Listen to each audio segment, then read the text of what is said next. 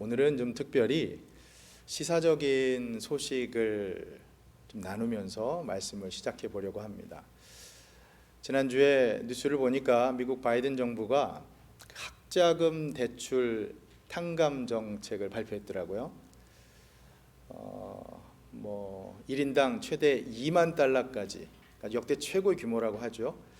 논란의 여지가 있는 것 같습니다. 그런데 이 정책이 경기 침체에 따라서 학자금을 제대로 갚을 수 없는 많은 학생들을 좀 구제하고 또 신용불량자로 만드는 그런 상황들을 막기 위한 긍정적인 의도로 시행한다고 하죠. 여러분, 제가 왜 이 학자금 대출 탕감이라는 뉴스로 말씀을 시작하냐면요, 오늘 본문에도 빚을 탕감하는 것에 관한 비유가 하나 나옵니다. 예수님께서 한 바리새인에게 하신 비유인데요, 핵심은 이겁니다. 빚을 많이 진 사람과 빚을 적게 진 사람, 이 두 사람이 있다고 하면 두 사람 모두 다 빚을 탕감받았다면 둘 중에 누가 더 빚을 탕감해 준 사람을 좋아하겠냐, 감사하겠냐는 말입니다. 자, 여러분 어떻게 생각하십니까? 누굽니까? 자, 오늘 말씀을 통해서 한번 확인해 보죠. 40절을 한번 보십시오. 비유, 예수님께서 주신 비유. 예수께서 대답하여 이르시되 시몬아, 내가 내게 이를 말이 있다 하시니 그가 이르되 선생님 말씀하소서. 41절. 이르시되 빚 주는 사람에게 빚진 자가 둘이 있어 하나는 500데나리온을 졌고 하나는 50데나리온을 졌는데 42절. 갚을 것이 없으므로 둘 다 탕감하여 주었으니 둘 중에 누가 그를 더 사랑하겠느냐, 좋아하겠냐. 사랑한다는 것은 감사한다는 뜻이 있는 단어입니다. 누가 더 감사하겠냐는 거죠. 여러분 아시겠지만 재밌는 것이요, 영어 표현으로 하면 이 탕감이라고 하는 게 forgiveness입니다. 학자금 대출 탕감뿐만 아니라 우리 스몰 비즈니스 하시는 분들 경우에도 PPP loan, 그 forgiveness 탕감 받으신 경험 해보신 분들은 다 아실 거예요. 근데 여러분, 이 forgiveness라고 하는 게 본래 용서라는 뜻 아닙니까? 죄사함. 오늘 이 본문 말씀을 그래서 영어 성경 킹 제임스 버전이나 NASB 버전으로 쭉 읽어 내려가다 보면요, forgive라는 말이 정말 많이 나옵니다. 빚을 탕감했을 때도 forgive, 그리고 죄를 사해 주신다고 했을 때도 forgive.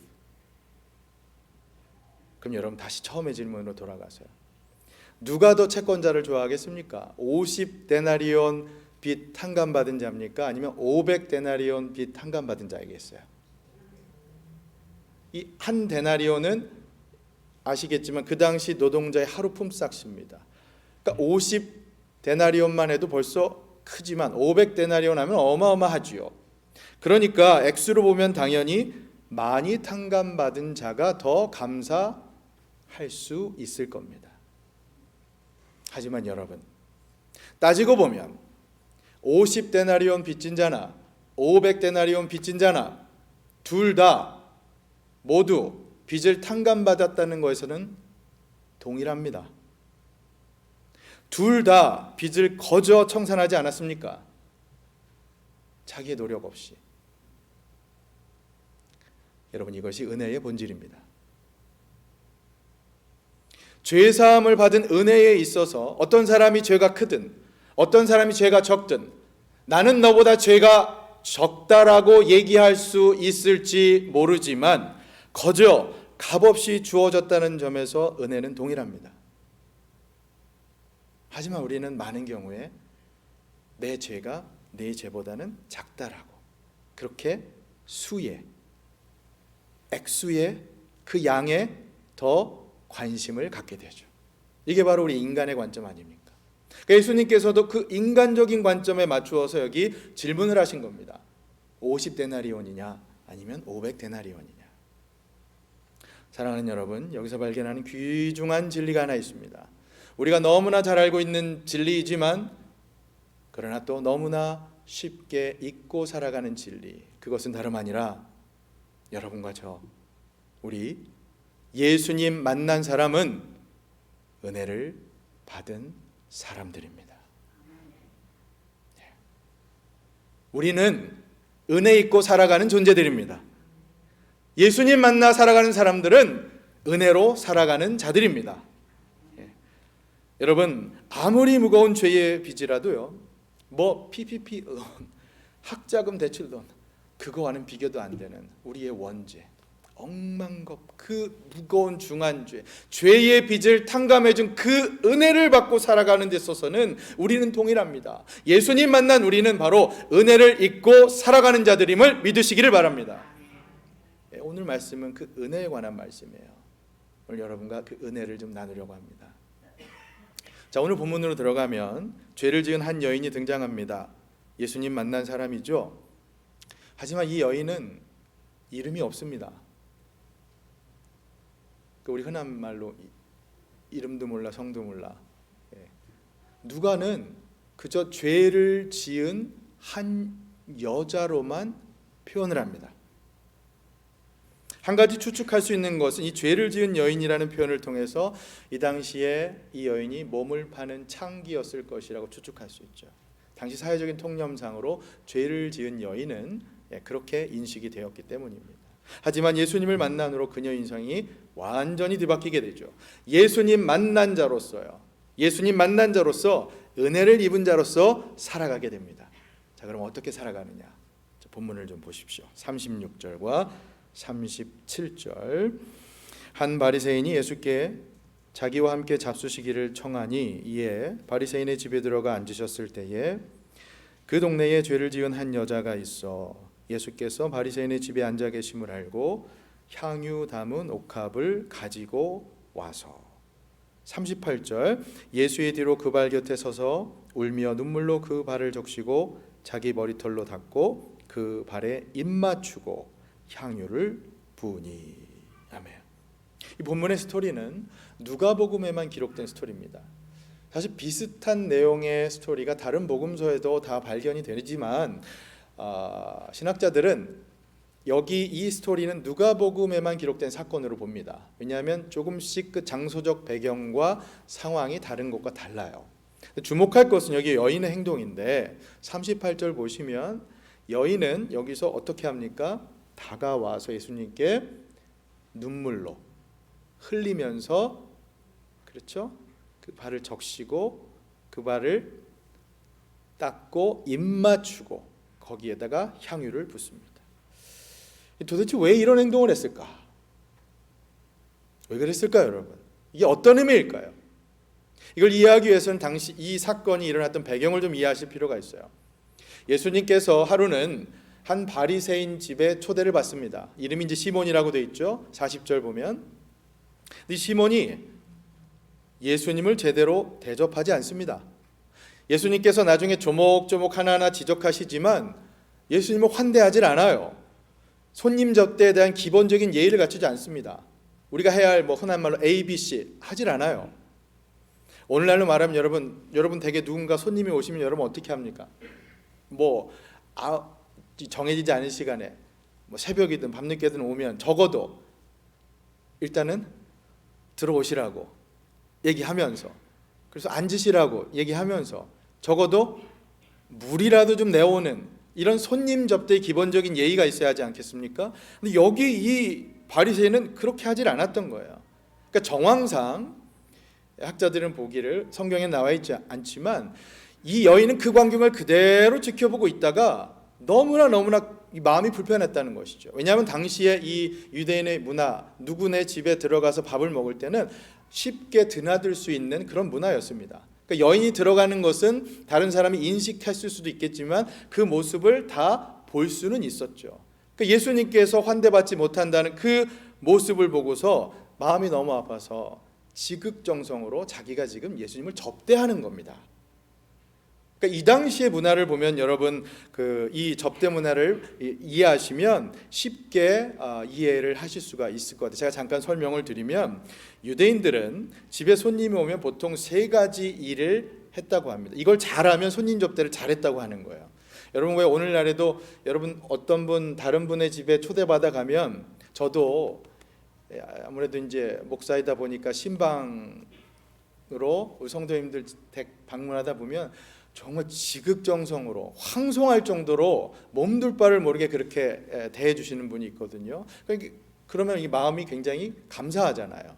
이 당시에도 세 가지를 했어야만 하는데, 기본적으로 첫 번째는 뭐냐, 존경의 표시로 대문에 들어오는 그 손님에게 다가가서 인사하는 거예요. 어깨에 손을 얹고 입맞춤을 하면서 샬롬 하고 인사하는 겁니다. 그런가 하면 두 번째는 이제 그 손님을 의자에 앉혀놓고는 그 발에 물을 붓는 거예요. 왜냐하면 이 팔레스타인 지방, 여러분 짐작하시지만 덥고 또 샌들을 신고 다녔지 않습니까? 그러니까 발이 얼마나 냄새나고 더러웠겠어요. 그러니까 물을 거기다가 부어줘서 씻는 거죠. 그리고 마지막 세 번째는 또 무엇이냐, 감람유를 한두 방울 머리에 떨어뜨립니다. 올리브. 그걸 통해서 냄새를 이제 제거하는, 이 세 가지를 기본적으로 했어요. 근데 본문 속의 이 바리새인은 세 가지 하나도 하지 않았어요. 일부러 그런 것이죠. 예수님에게 모욕감을 주기 위해서. 바리새인이라고 하는 이 사람이 예수님을 초대한 것, 이유는 모르지만 이 사람이 한 행동을 보면 예수님께 의도적으로 지금 모욕감을 주기 위해 했던 것을 우리가 짐작할 수 있습니다. 여인이 가만히 있을 수가 없는 거예요. 그걸 보고 당시 사회적인 통념상으로는 자신은 분명 죄인이라고, 남들에게 가까이 다가갈 수 없는 여인이었지만 부끄러움을 무릅쓰고 자기가 가서 오히려 예수님을 지금 환대하는 그 행위를 한 겁니다. 여러분, 이 세 가지의 이 행위가 하나하나 묵상해 보면 굉장히 은혜가 많이 됩니다. 자, 그것을 좀 여러분과 잠깐 나누려고 해요. 38절을 다시 한번 보시겠습니까? 38절 같이 읽습니다. 시작. 예수의 뒤로 그 발 곁에 서서 울며 눈물로 그 발을 적시고 자기 머리털로 닦고 그 발에 입 맞추고 향유를 부으니. 이 세 가지 행위가 여기 있어요. 우선 발에 여기 입 맞추었다라고 되어 있는데, 이 원문을 보면 그 뜻은 continue to kiss입니다. 그러니까 계속해서 입 맞췄다는 거예요. 여러분, 그 장면을 그냥 얼핏 상상하면 굉장히 좀 냄새나고 더러운, 좀 상상이 쉽지 않다 이렇게 생각할 수 있지만, 이렇게 생각하시면 좋겠어요. 우리 뒤에 우리 어린 자녀들과 함께 예배드리는 우리 가정도 있지만, 여러분, 우리 부모님들께서 어린 자녀들 예쁠 때는 어떻게 합니까? 앞에다가 그냥 얼굴이고 볼이고 손이고 발이고 그냥 그 모습 여러분 아시잖아요. 그죠? 여기 이 입맞춤이라는 게 바로 예수님께 여인이 그런 식으로 대했다는 거예요. 사랑의 입맞춤이었어요. 정성으로. 그러니까 이 모습을 하나하나 깊이 묵상해 보면 이게 굉장한 지극정성이었다는 걸 알 수가 있습니다. 자, 그런가 하면 여기 눈물의 경우도요, 마틴 루터의 경우는 이 눈물을, 여인의 눈물을 마음의 물이라고 표현을 했어요. 그러니까 예수님을 향한 마음, 예수님을 향한 사랑, 감사, 회개, 헌신, 이 모든 것을 담아 쏟아낸 눈물이라는 거예요. 그러니까 여러분, 그 원문을 이것도 마찬가지로 보면 아까 여러분 키스, 입맞춤처럼 이것도 지속한다라고 하는 의미가 있거든요. 그러니까 마치 수도꼭지를 틀면 여러분 물이 어떻게 나옵니까? 콸콸콸 쏟아지는 것처럼 이 눈물이 그렇게 쏟아졌다라는 표현이에요. 원문. 그러니까 여기 적시다라고 하는 동사가 비가 내릴 때 쓰던 동사입니다. 그러니까 그냥 한두 방울 눈물을 흘린 게 아니에요. 하염없이 그 앞에서 눈물을 흘린 겁니다.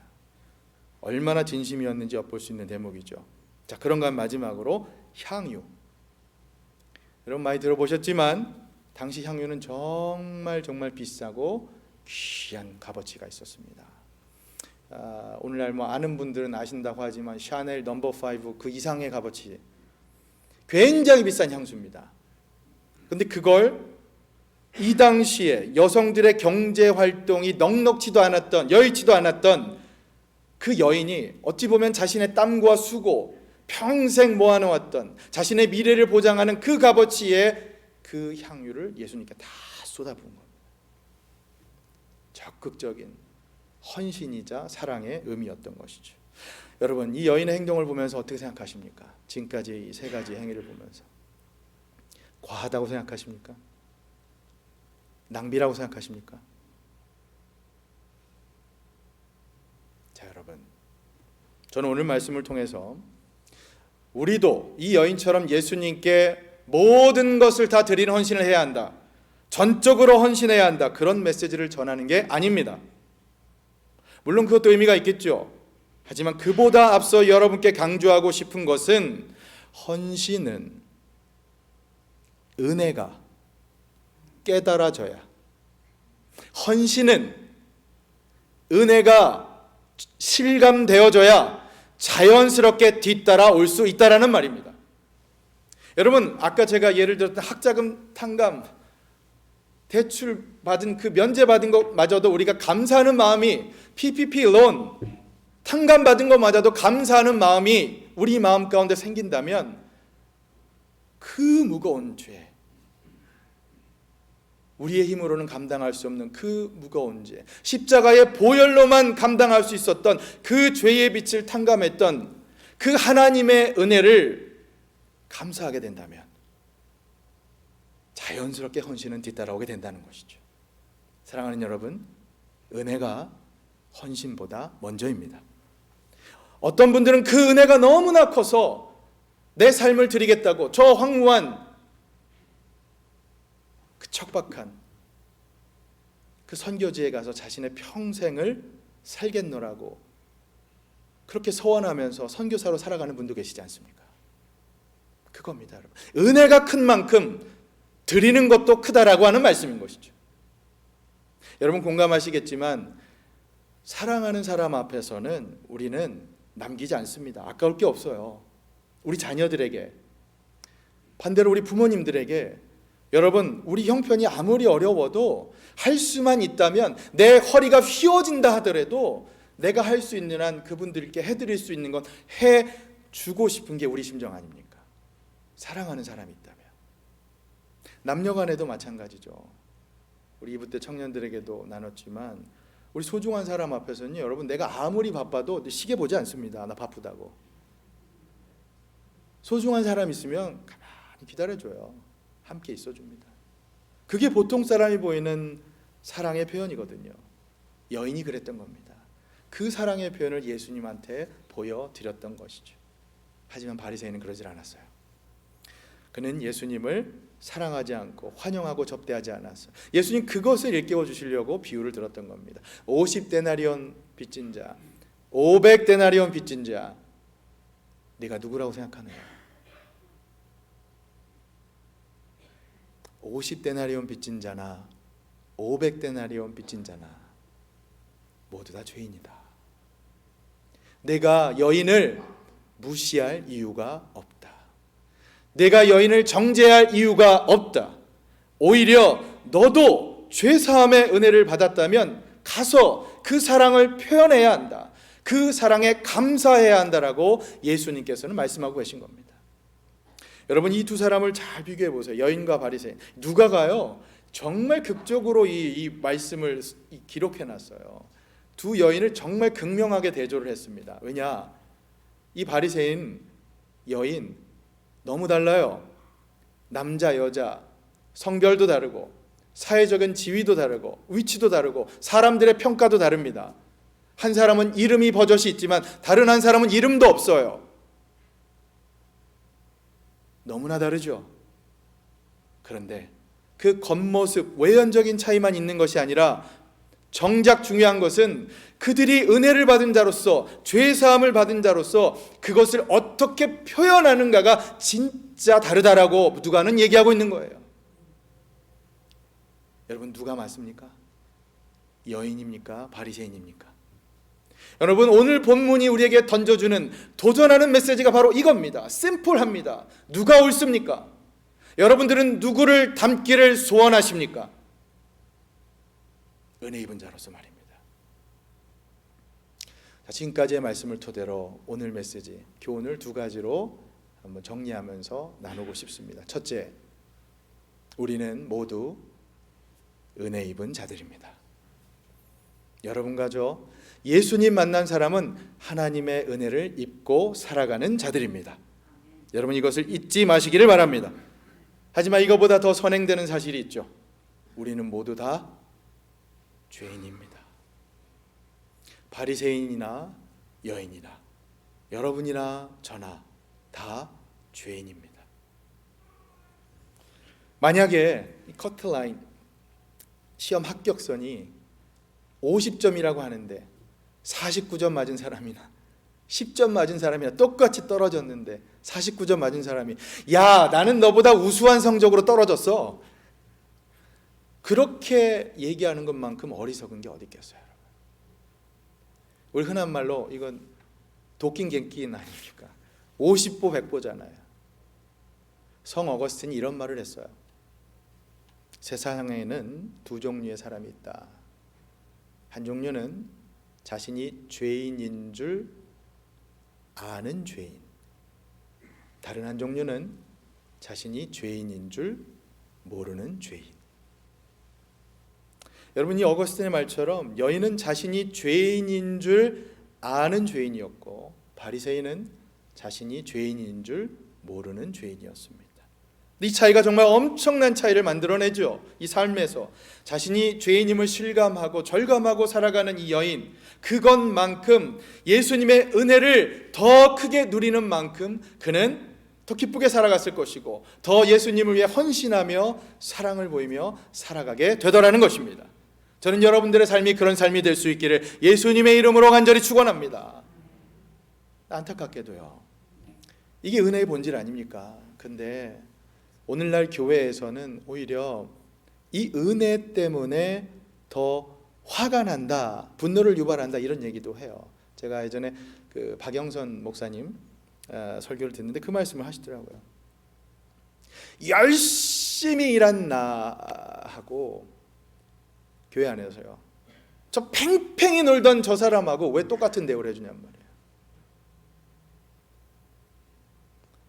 전 재산을 다 갖고 가서 탕진한 저 녀석하고 아버지 곁에서 뼈 빠지게 일한 나하고 왜 똑같이, 저 녀석한테는 송아지를 잡아주고 가산 다 탕진하고 왔는데 왜 나한테는 이렇게 푸대접이냐고. 우리가 은혜가 뭔지는 알지만 실제로 은혜를 누리면서 은혜를 깨달으면서 살아가지 못하는 우리의 모습인 것이죠. 더군다나 교회 안에서 말입니다. 사랑하는 여러분, 잊지 마십시오. 우리 모두는 다 은혜를 입은 자들입니다. 내 죄가 내 죄보다 적다라고 얘기할 수 있는 사람은 아무도 없습니다. 죄가 더한 곳에 뭐가 더 많다고요? 은혜가 더 많습니다. 로마서 5장 20절 말씀이잖아요. 죄가 더한 곳에 은혜가 더욱 넘칩니다. 여러분 그거 아시죠? 우리 하나님께서는요, 다 기억하신다고 하시지만 본인이 기억하지 않으시겠다고 하는 데 있어서는 결코 또 기억 안 하십니다. 어떤 면에서는 기억 상실? 하나님의 특징 가운데 하나가. 오해하실까 봐 이제 분명히 말씀드리는데, 하나님께서는 모든 것을 다 기억하실 수 있는 분이지만 우리에게 기억하지 않으시겠다고 한 것은 기억하지 않으세요. 그것 가운데 하나가 뭐냐? 바로 우리의 죄입니다. 히브리서 10장 15절부터 17절까지의 말씀 우리 스크린에 한번 띄워주시죠. 같이 읽습니다. 시작. 또한 성령이 우리에게 증언하시되 주께서 이르시되 그날 후로는 그들과 맺을 언약이 이것이라 하시고 내 법을 그들의 마음에 두고 그들의 생각에 기록하리라 하신 후에 또 그들의 죄와 그들의 불법을 내가 다시 기억하지 아니하리라 하셨으니 아멘. 보세요 여러분, 하나님께서는요 우리의 죄를 기억하지 않으십니다. 다 지워버리세요. 다 딜리트 해버리십니다. 뭐 컴퓨터 쓰신 분은 아시겠지만 그냥 휴지통에 들어가는 걸로 끝나는 게 아니라 그 휴지통까지도 싹 다 비워버리십니다. 영구히 지워버리십니다. 여러분 이게 바로 은혜 아닙니까? 우리의 죄를 영원히 기억하지 않으시겠다고 하는 거, 이게 바로 은혜가 아닙니까? 그러니 여러분 그 은혜를 입은 자로서, 예수님 만난 자로서 여러분들께서도 그 은혜를 흘려보내는 삶 살아가시기를 바랍니다. 세상은 뭐라고 얘기하냐면 내가 은혜는 못 갚아도 너한테 원수는 갚겠다고 얘기하는 게 세상이에요. 하지만 여러분 예수 믿는 사람은 그런 게 안 되죠. 원수를 갚는 게 아니라 오히려 받은 은혜를 갚는 모습으로 살아갈 수 있기를 예수님의 이름으로 간절히 축원합니다. 그래서요, 두 번째, 예수님 만난 사람은 그 은혜를 갚는, 다시 말해 그 은혜를 사랑으로 표현하며 살아갑니다. 이게 두 번째예요. 그래서 아까 첫 번째와 두 번째를 합쳐서 결론 지어서 교훈을 한번 읽어보겠습니다. 좀 길죠? 같이 읽습니다. 시작. 예수님 만난 사람은 죄인이었지만 죄사함의 은혜를 입은 사람입니다. 그렇기 때문에 예수님을 위한 사랑을 표현하며 살아갑니다. 따라서 사랑의 표현은 죄사함을 받은 근거가 아니라 죄사함을 받은 증거입니다. 여인이 보였던 그 모든 행위가 바로 죄사함을 받았다라고 하는 증거의 행위라는 거예요. 자, 본문을 통해서 설명드릴게요. 47절, 48절 한번 보십시오. 47절부터 보시면 이러므로 내가 네게 말하노니 그의 많은 죄가 사하여 졌도다. 이는 그의 사랑함이 많음이라. 사함을 받은 일이 적은 자는 적게 사랑하느니라. 48절 같이요. 이에 여자에게 이르시되 내 죄 사함을 받았느니라. 아멘. 여러분, 이 원문으로 보면 이게 다 완료 시제로 쓰였어요. 죄 사함. 이미, 그러니까 무슨 말이냐면 이미 다 죄 사함을 받았다는 거예요. 그러니까 이 오늘 본문의 스토리상 기록상으로 보면 여인의 행위가 다 기록되고 난 다음에 예수님께서 죄 사함을 받았다라고 돼 있기 때문에 혼동이 올 수 있지만 여러분 오해하시면 안 됩니다. 여인이 보인 행동 때문에 이 사랑의 행위가 먼저 기록되었다고 죄가 사함받았다는 뜻이 아닙니다. 오히려 거꾸로죠. 여인은 자신의 죄가 이미 사함받았기 때문에 사랑의 행동을 예수님께 보여드릴 수가 있었다라고 하는 것이죠. 예수님 말씀이 그걸 확증하는 거예요. 그러니 여러분, 은혜가 먼저입니다. 은혜가 먼저예요. 죄를 사해 주시는 은혜, 그것을 먼저 우리 삶 가운데 실감해야만 사랑의 행위는 뒤따라 오는 것입니다. 여러분, 죄 사함의 은혜가 여러분 삶에서, 현실에서 사랑으로 드러나야 합니다. 다시 말해 사랑의 깊이는 곧 은혜의 깊이입니다. 여러분들이 은혜를 많이 깊이 체험하면 체험할수록 여러분들의 사랑의 표현이 더 깊이 드러나게 될 수 있다는 것이죠. 비례하는 거예요. 그러니까 여러분 입술로서 예수님 사랑한다는 것을 많이 고백하시며 사시면 좋겠어요. 우리 시편 18편, 우리 잘 아는 CCM 그 찬양 가사라도 알잖아요. 길절 뭡니까? 나의 힘이신 여호와여, 내가 주를 어떻게 해요? 사랑합니다. 그 고백을 하시면서 살아가시라는 말씀이에요. 그러면 그 말로만 끝날 것이 아니라 여러분 삶 가운데서 또 그 말이, 그 사랑함이 행위로까지 이어지겠죠. 여러분 공감하실 것 같은데요, 우리가 죄사함 받았다고는 은혜가 우리 삶 가운데서 그렇게 실감되지 않을 때가 많아요. 우리의 머릿속에서만 머물고 이게 관념적으로만, 교리적으로만 이해되지 그것이 삶 가운데서 은혜가 정말 넘쳐서 정실정실 춤추고 기쁘고 찬양하는 게 많지 않은 경우가 얼마나 많습니까? 우리가. 여러분, 죄사함의 은혜는 이론이 아니라 현실입니다. 여러분 삶 가운데 그렇게 누려져야만 되는 거예요. 자, 질문 하나 드려볼게요. 여러분, 오늘 말씀 가운데 이 여인이 어떤 말을 했는지 여러분 기억하십니까? 여인이 한 대사, 본문의 이 스토리 가운데 찾아보실 필요 없어요. 여인은 한마디도 안 했습니다. 이게 무엇을 의미하느냐? 더 큰 의미가 있어요. 여인은 말이 아닌 행동으로 그 사랑을 표현했습니다. 여러분 입술로 예수님 사랑한다는 거 좋아요. 많이 하세요. 그렇지만 그것으로 그치지 마시고 그 사랑을 여러분의 행실에 담아 예수님께 올려드리며 살아가시기를 진심으로 축복합니다. 여러분, 예수님에 대한 사랑을 그럼 어떻게 내가 지금 표현해야 하느냐? 뭐 봉사, 헌신, 섬김, 물질, 뭐 그것도 필요하겠죠. 여러분 잘 들으십시오. 오늘 제가 가장 강조하고 싶은 말씀입니다. 여러분, 오늘 이 말씀을 자칫 쉽게 결론 지으면 많은 헌신이 지금 나의 신앙에 필요하다, 그렇게 결론 내어 끝내버릴 수가 있습니다. 여러분, 제가 강조하는 건 그게 아니에요. 물론 그것도 맞는 얘기지만 오늘 이 본문 안에는 그것보다 훨씬 더 고귀하고 숭고한 복음의 메시지가 담겨 있습니다. 사랑하는 여러분, 근본적으로 우리가 그 사랑을 표현하기 위해서는 우리는 예수님께로 받은 그 은혜를 근본적으로 깨달으며 절감하며 살아가야 합니다. 은혜가 먼저입니다. 우리 삶 가운데 은혜가 먼저 누려져야만 그 사랑이 표현될 수 있다라고 하는 것이죠. 여러분, 우리가 성경 구절 가운데 은혜 위에 은혜라고 하는 말씀이 있죠. 기억나시죠? 요한복음에 보면 나오는 말씀이잖아요. 은혜가 끊임없이 우리 삶 가운데 그렇게 밀려오고 있는 거잖아요. 마치 바다의 파도가 밀려오듯이 말입니다. 요한복음 1장 16절 17절 말씀 한번 같이 읽어보죠. 시작. 우리가 다 그의 충만한 데서 받으니 은혜 위에 은혜로라. 율법은 모세로 말미암아 주어진 것이요 은혜와 진리는 예수 그리스도로. 여러분 보십시오. 은혜는 예수님께로부터 말미암습니다. 믿습니까? 우리는 그 은혜가요, 한 번에 일회성의 은혜로 끝나는 게 아니라 은혜 위에 은혜를 누리며 살아가는 존재들입니다. 그런데 왜 그것을 절감하지 못하느냐? 예수님과의 그 관계, 예수님께로부터 은혜가 온다라는 사실을 여러분 안다면 예수님과의 그 뜨거운 관계가 먼저 회복되어야만 그 은혜가 실감되어질 수 있다라는 말씀이에요. 사랑하는 여러분, 예수님과의 뜨거운 관계가 먼저 회복되셔야 합니다.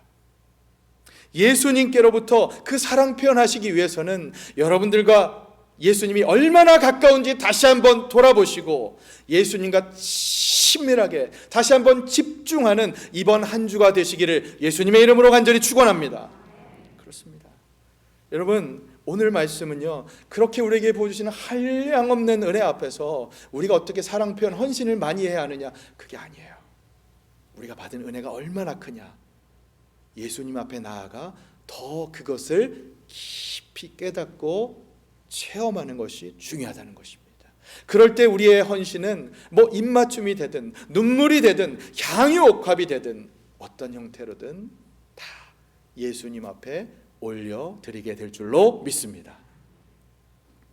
자, 그렇게 될 때 우리에게 약속하신 놀라운 은혜가 하나 있습니다. 축복이. 오늘 마지막으로 이 말씀을 결단의 말씀으로 봉독하면서 말씀 맺도록 하겠습니다. 49절 50절 말씀인데요, 여러분 본문을 보시면서 같이 한번 봉독하죠. 49절. 함께 앉아있는 자들이 속으로 말하되 이가 누구이기에 죄도 사하는가. 자, 50절. 예수께서 여자에게 이르시되 내 믿음이 너를 구원하였으니 평안히 가라. 사랑하는 여러분, 이 말씀 오늘 여러분 가슴에 담고 이 전을 나아가시면 좋겠습니다. 내 믿음이 너를 구원하였으니 평안히 가라. Go in peace. 예수님 만난 자로서, 예수님의 은혜 입은 자로서 평안히 가십시오. 평안히 이번 한 주도 살아가십시오. 이 여인, 죄 많이 짓고 너무나 평생 부끄러워하면 이 죄인 여인에게, 아니 이 모진 풍파, 이 힘든 상황 이겨내야만 하는 우리들에게 예수님 말씀하시잖아요. 너희는 은혜 받은 자다. 내 믿음이 너를 구원하였다. 그러니 은혜 받은 자로서 평안히 가라. Go in peace. 이 은혜가 여러분 지금 심령 중심에 가득 채워지고 이번 한 주도 예수님과 함께 동행하는 복된 한 주 되시기를 예수님의 이름으로 간절히 축원합니다. 아멘. 기도하겠습니다.